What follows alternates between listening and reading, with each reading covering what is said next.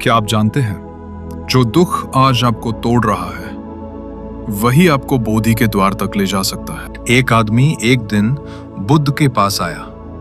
उसके चेहरे पे दुख की रेखाएं थीं, आंखों में बेचैनी थी और उसने कहा, भगवन, मेरे जीवन में केवल दुख ही दुख है, क्या कभी सुख मिलेगा? बुद्ध मुस्कुराए और सिर्फ एक बात कही, दुख का रहस्य और मुक्ति का पहला द्वार। बुद्ध ने कहा, तुम दुख से भागते हो, इसलिए दुख तुम्हारा पीछा करता है। दुख कोई दुश्मन नहीं, दुख तुम्हारा पहला गुरु है। फिर बुद्ध ने उस आदमी को एक कहानी सुनाई। एक माँ अपने मरे हुए बेटे को लेकर मेरे पास आई थी।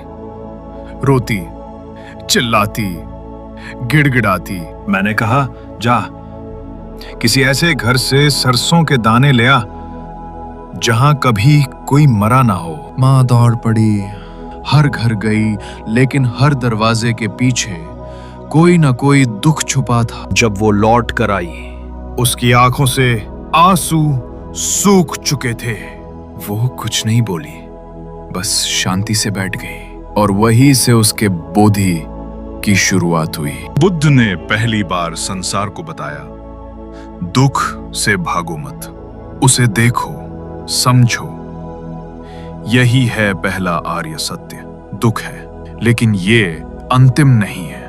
बुद्ध ने कहा, जिस तरह प्यास लगती है वैसे ही दुख भी आता है और हर प्यास का एक स्रोत होता है। इसलिए उन्होंने कहा, दुख को समझो, कारण को खोजो और उस कारण को समाप्त करो। यही है मार्ग।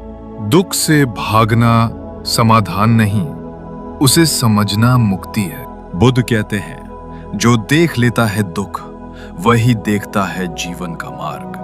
बुद्ध की सबसे पहली शिक्षा, दुख को शत्रु नहीं शिक्षक मानो। ये बातें सिर्फ हजारों साल पुरानी कथाएं नहीं हैं, ये आज की भी सच्चाई है, आपके जीवन की सच्चाई। आपके भीतर जितना दुख है उतनी ही संभावना है एक नई चेतना की, और बुद्ध उसी चेतना के द्वार पर खड़े हैं। बस आपसे कह रहे हैं, देखो, रुको और समझो।